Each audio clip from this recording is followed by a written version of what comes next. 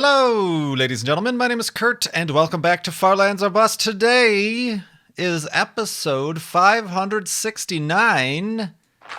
All right. And it is Thursday, March 10th, 2016, and I mean that literally this time.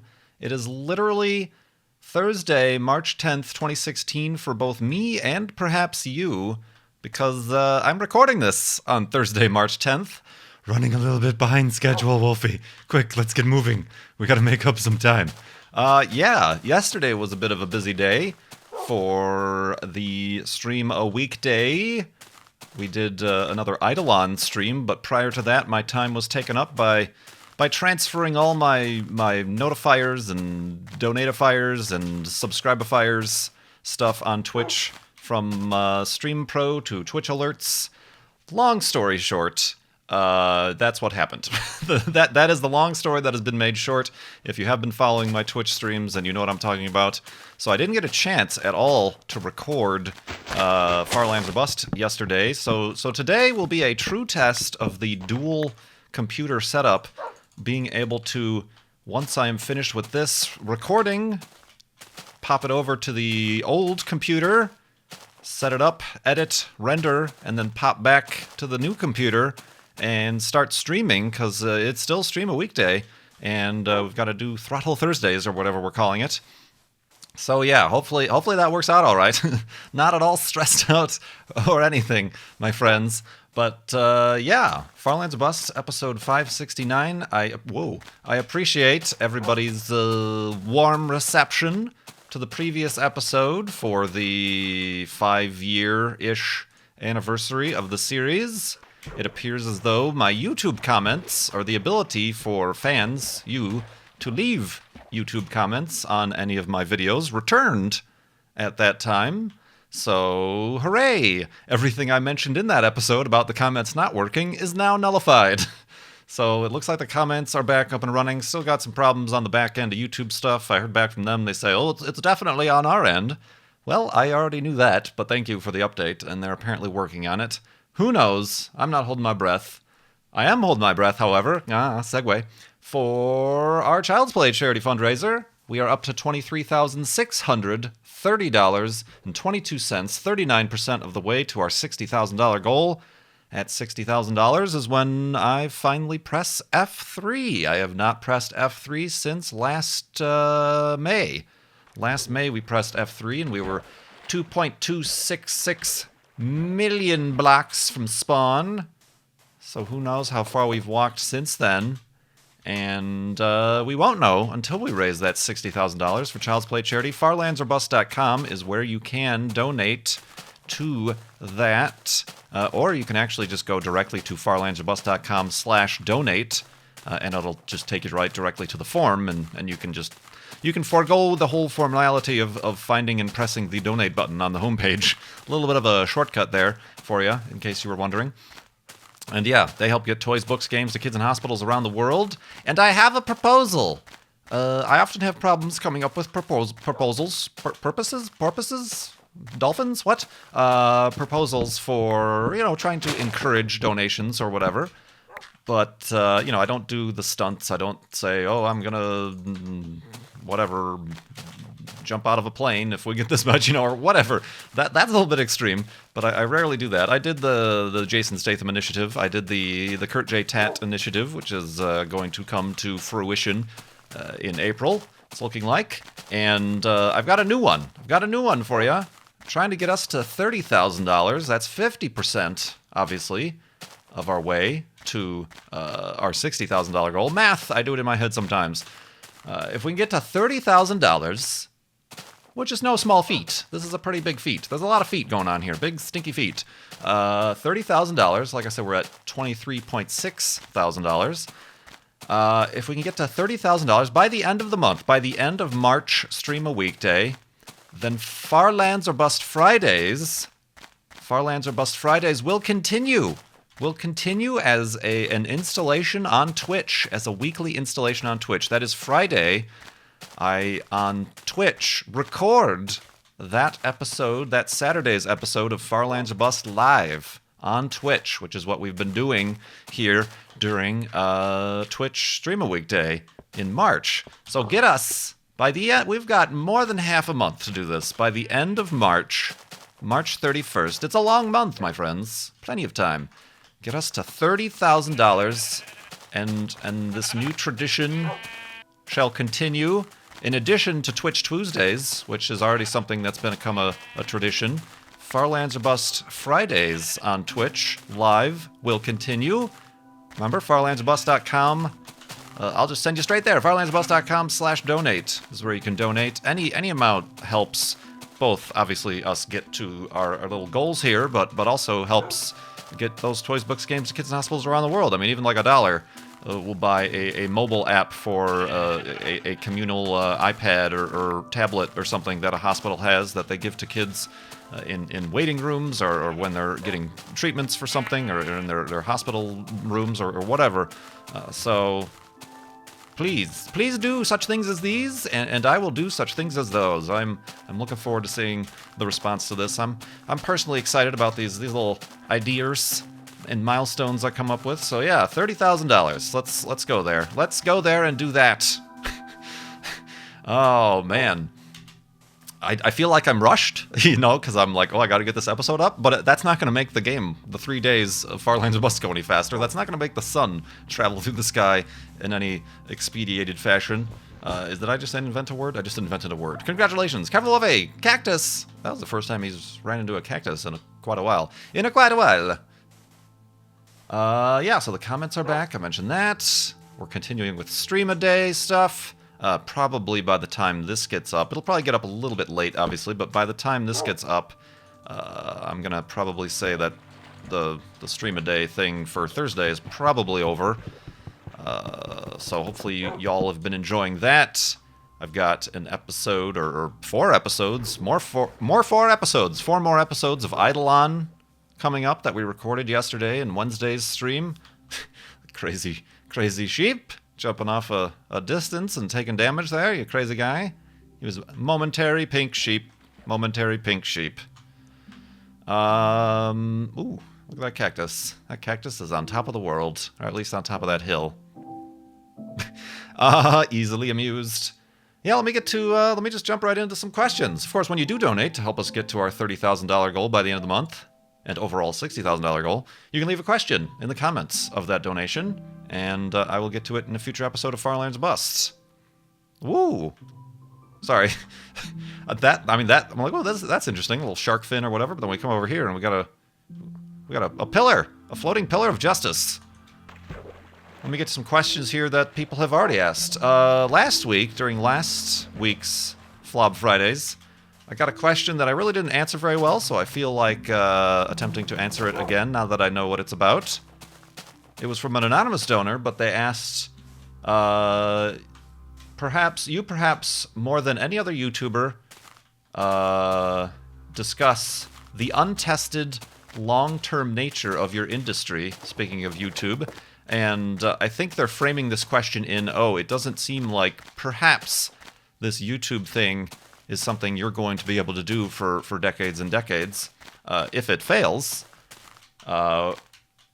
considering your background, they continue, your radio voice and your interests, have you ever looked into planetary radio as a place of potential employment?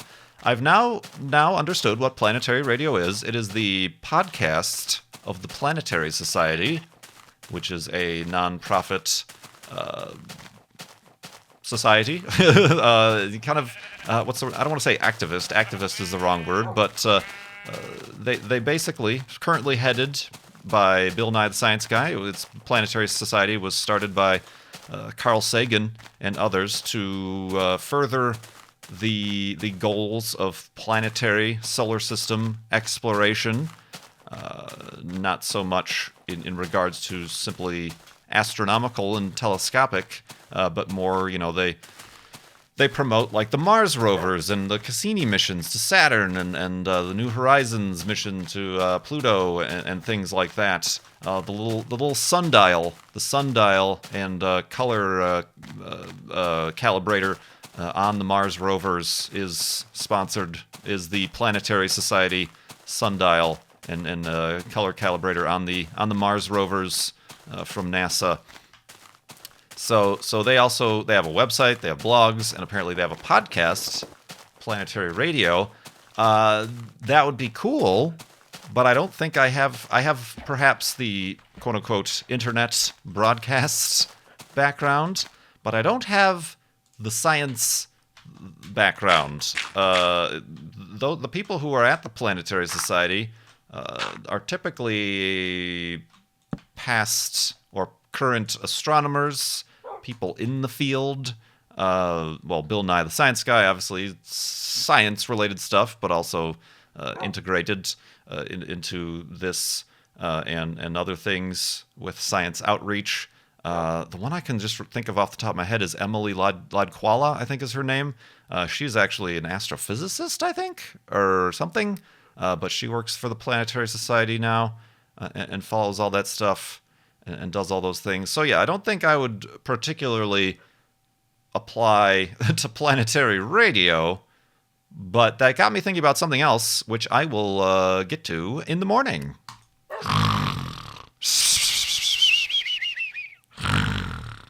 And awakeness. And a planetary radio-ness. Let's get into boatness. So yeah, when I originally heard your question, I thought you were framing it. You said you've discussed perhaps more than any other YouTuber the untested long-term nature of your industry. I thought you were talking about my industry, like the YouTube industry, the internet content, gaming particularly, industry, independent content creation. I thought you were saying that, say there's like Planetary Radio, perhaps there should be a podcast or something about the YouTube industry, about the Twitch, about the gaming video creation industry. I'm like, that would be interesting.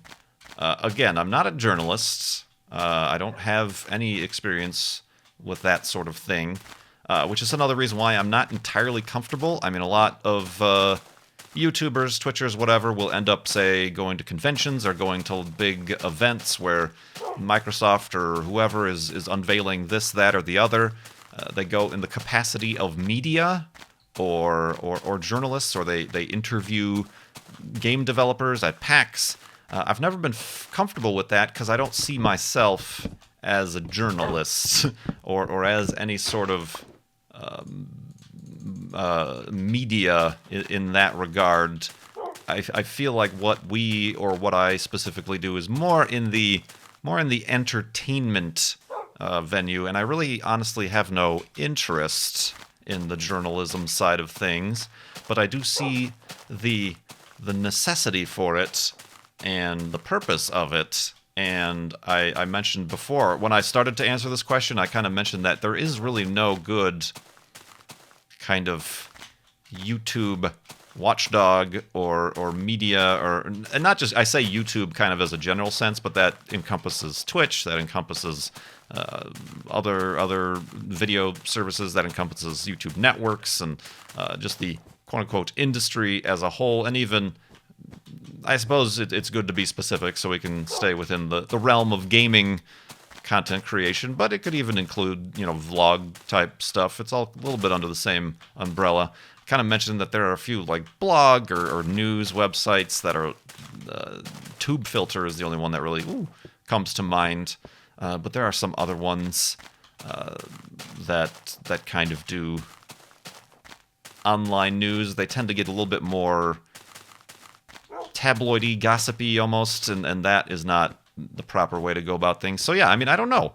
That wouldn't be unheard of. Certainly, I don't want any of this to stop happening in the current capacity that I'm working. You know what I mean? So I'm not, hey, it looks like remember that one we found I don't have a bone. Well, I guess I have a bone. It's the Space Odyssey. This looks almost exactly like it, actually. There's even there's a Far Lands of Buzz flashback to the, what do I call it? It's I just had it. Not the megalith, the monolith. Da-na, bum bum bum bum bum bum bum bum. That's That's some funny stuff right there. That does. I'll have to look back at that Far Lands of Bust flashback. It's called The Monolith. That's a really old one, too. When I still had awkward Kurt J voice and bad Kurt J microphone. Stuff. Wolfie, oh, look. That Sagamon might do. You're in the shot. You're in the frame. Neat. So yeah, I mean that's always an idea. That's always even talking about like even content ID stuff. The old media versus new media sort of situation.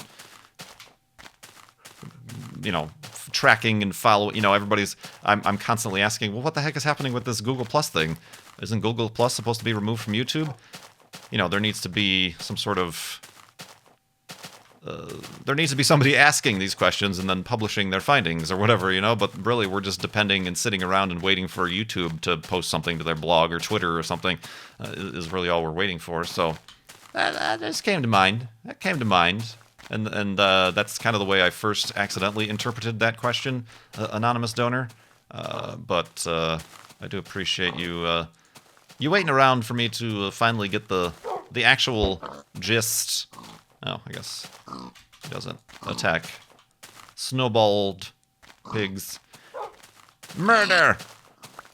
Yoink. Actually, speaking of which, you did run into that cactus, didn't you? Hey, have a seat, have a seat, have a seat. Boop. Well done. But yeah, let's continue on and let's get to some new questions here from donors to Child's Play Charity. Old Crow Express asked, have you ever received a question that made you think, why am I doing this? Not in that such a snarky tone. There have been questions that I've opted out of, but oftentimes the people who ask them know that those are the type of questions that I'm not going to answer, so they give me two questions. They're like, if that's too personal or if that's not something you want to answer, how about this question? What's your favorite pizza topping? Or whatever. So yeah, I don't think anything has ever been asked that I've wondered, except for this question right here. Why am I answering this question about why am I answering this question? So no, I've never really. Typically if I start to ask why am I doing this, or what am I doing this for? Why am I playing this game? Or why am I commentarying like this or that? That's typically the point at which I stop. If you look at spin tires, why am I putting myself through this? Was sort of the question I ask myself when I'm like, all right, making a closing episode and saying that's that then. So yeah, that typically is a pretty blatant self notification to say stop what you're doing, and that really has never struck with Far Lands or Bust.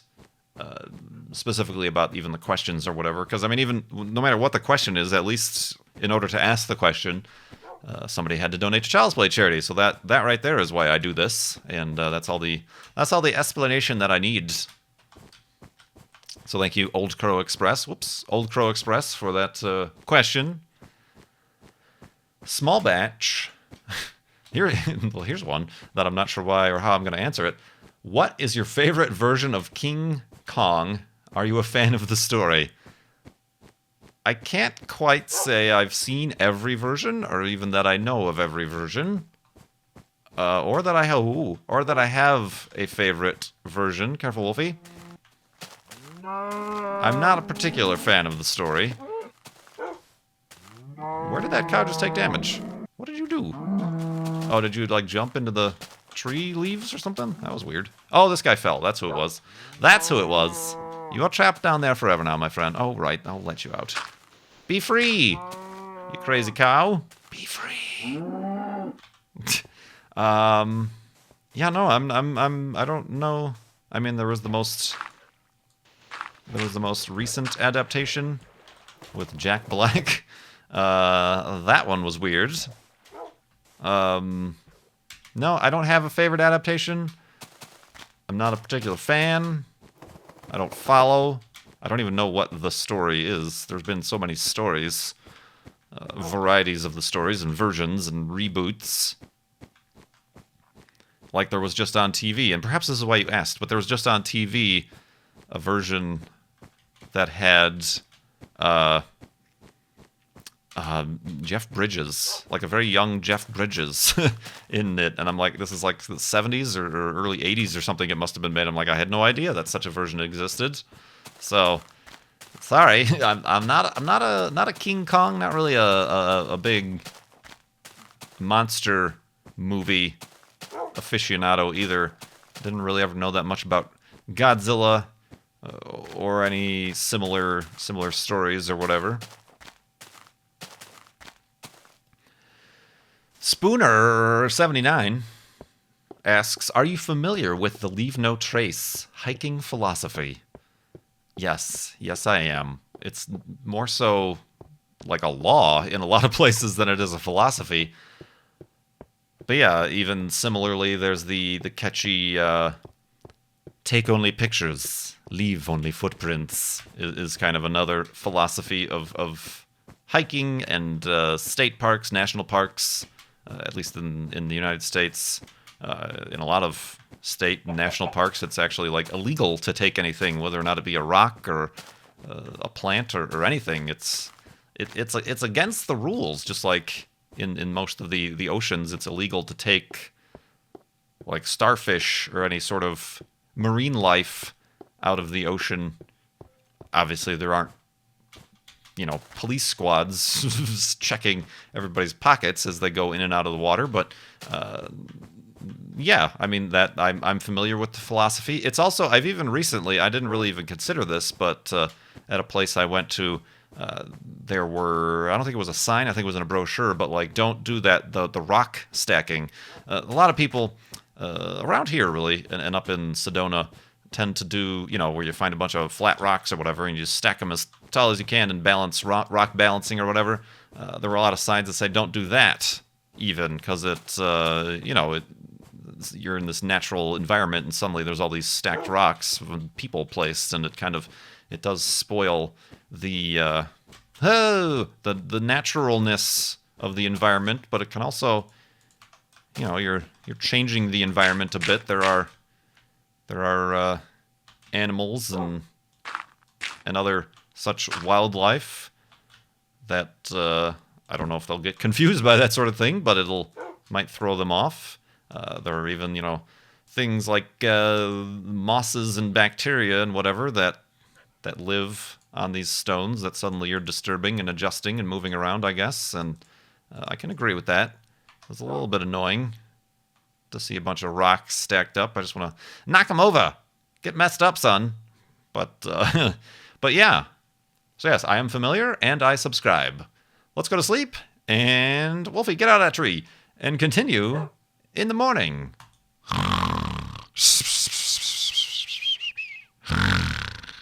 And I'll leave no traceness. Well, I mean, except for your occasional elevated hidey hole, but we are the only ones in this world, and it's a video game, so really doesn't matter as much as the real world. Or on... Whoa, this is a weird one to say. Or on Yizmi. Orani Mizzy. ORONYMZY. Oranazmi. Is that backwards for something? No. That person asks, what RSS feed aggregator do you use now in place of Google Reader? I mentioned before that I used Google Reader for quite a while.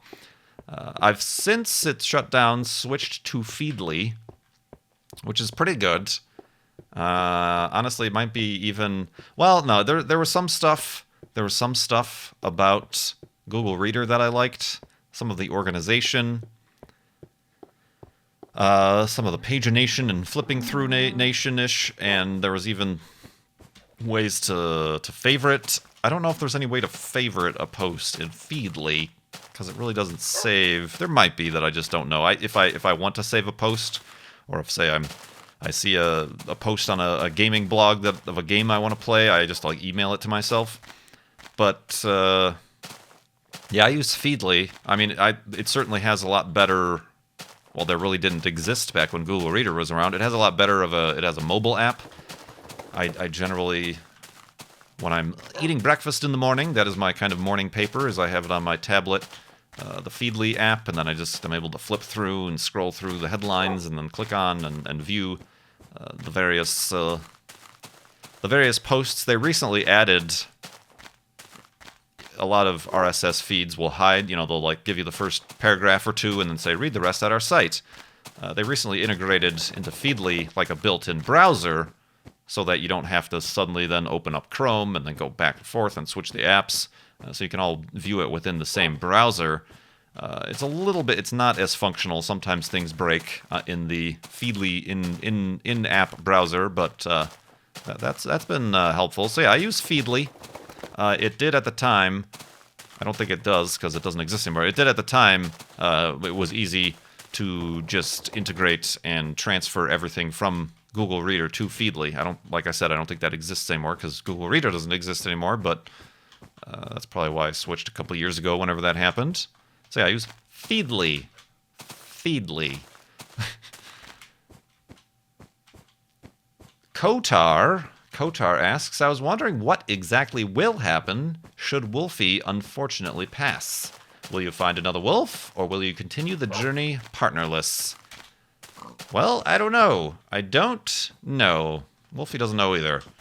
It's not something I plan for. Just like people ask me, oh, what are you going to do when you finally reach the far lands? Are you going to build a house? Are you going to walk to the corner? I don't know. I don't plan ahead in Minecraft or in life, really. So it'll just be what happens when it happens. I mean, we've already once had a sad situation where via glitch, Wolfie disappeared, and that took me a while to decide what to do, even. It was at a Flobathon and the end of the season, so I took some time off. Should I just continue? Should I do a backup? Should I just spawn in? Because it was clearly a glitch. And then, of course, I ended up with the invoking the hidey hole paradox, kind of keeping it on theme, within the universe of Farlands or Bust, a possibility, a solution, a myth, as it were. Would we tame another wolf? If I were to tame another wolf, it would get the Wolfie skin applied with the 3D glasses and the blue collar and everything. So yeah, I do not know. I do not know. And let's hope we never have to find out, right, Wolfie? You gotta be careful. You crazy wolf, you. A $100 donation came in anonymously that asked, "Who is your favorite Farlander?" It's okay. You can answer. It's me, isn't it? Yes, it's you. It's you, unnamed and unknown Farlander who donated to Child's Play charity. It's you, the royal you. Oh, man. And that right there is the question that I ask. Why am I doing this? Cone Dodger. Get ready, everybody. It's another introspective, depressing question to look into. No. Oh, man. No, Cone Dodger has been donating for his iRacing season. He does an iRacing season, and then based on his performance or how many accidents or what position he finishes in or loses or gains, he donates to Child's Play charity. Recently wrapped up his latest season with that. But he said he wrecked somebody for the first time in years. You really are taking on that persona of Esteban, aren't you? He says he felt terrible. What is something silly and actually quite meaningless that makes you feel like a terrible person? Trying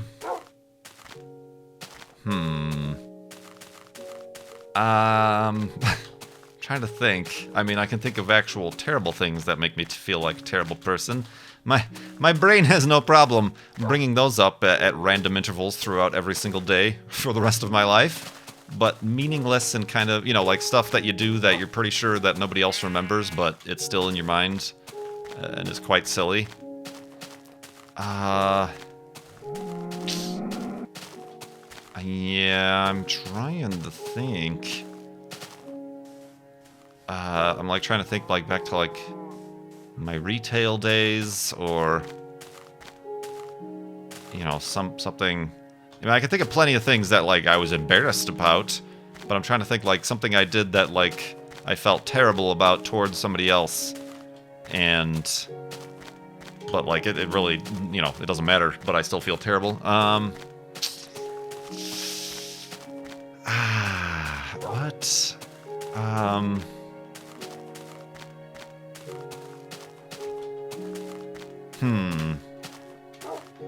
Oh, here we go. Well, yeah.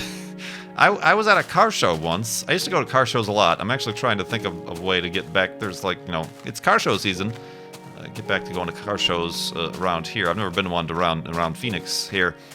But went to a car show once, and there was a car that I'd never seen before. It was probably like an 80s car. I don't know what it is. I'd have to like look it up. It looked kind of like a DeLorean, but a really weirdly made DeLorean. And I just thought it was like really ugly. And I said that out loud to who I was with. I'm like, whoa, this car's ugly. But then I noticed the guy who owned it was like sitting behind it. And I didn't talk to the guy or anything. I just kind of like walked by. I always felt bad. In my mind, I feel like he overheard that and like felt really bad about it. But I'm sure he doesn't care. Maybe he knows it's an ugly car, and that's the reason he owns it, because it's unique or whatever. But yeah, I don't even know what it was, like some car I'd never heard of or never seen before, but it was like super duper 80s looking, and not a car that I would own. But I just, for whatever reason, I said that out loud, and I'm like, oh, that was kind of a really crummy thing for me to say out loud as the owner is within earshot or whatever. But he doesn't care. But that still pops into my mind from every now and again, like, you're a jerk, man. You're totally a jerk. So yeah, there we go. We can even keep it on the car theme there for Cone Dodger. I have no idea where even to begin to look for that. But yeah, there we go. I'm a terrible, terrible person. Oh, the sun is setting. Woof. So I think that is where we'll end the questions.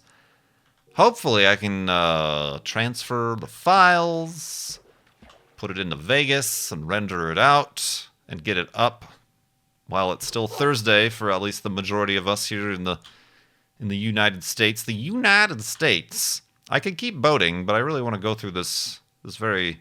Ooh, that's a nice waterfall. This very gentle overhang. Hangover. Neat. Woof. This is nice. It's nice and...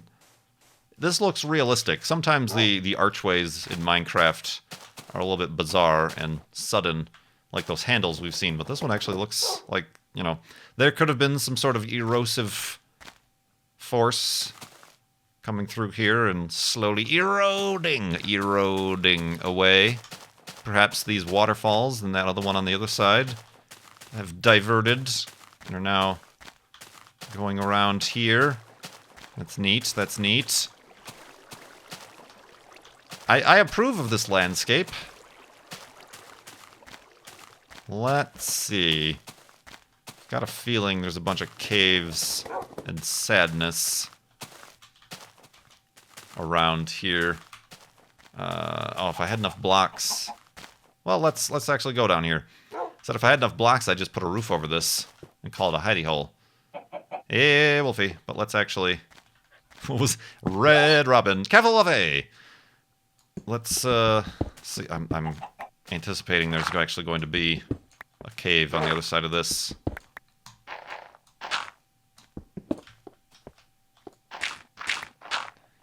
There we go. Alright, this works. It's kind of a... brings new meaning to the word hidey hole. The hidey hole itself is hiding. Hidey-eing. It's a hidey hole. Hidey ho there, hidey hole. Right, Wolfie? Indeed. Alright, let's secure the entrance. Let's plunk down a workbench and make some beds for the next episode, which we'll be recording tomorrow, Friday, at twitch.tv/KurtJMac for Flob Friday. Remember, if we can get to 50%, if we can get to $30,000 before the end of March, then that Flob Friday tradition will continue. Will continue into April, and we'll keep doing that, and perhaps beyond then as well. Perhaps it can become a permanent installation. We don't know, but let me know if that's something you want to happen by donating to Child's Play Charity at farlandsofbus.com. Get toys, books, games to kids in hospitals around the world. I do appreciate it. I do appreciate, again, all the kind words of congratulation and anniversaryness for the last episode for 5 years of Far Lands of Bust. This has been episode 569. My name is Kurt. Thanks so much for watching. I will see you next time.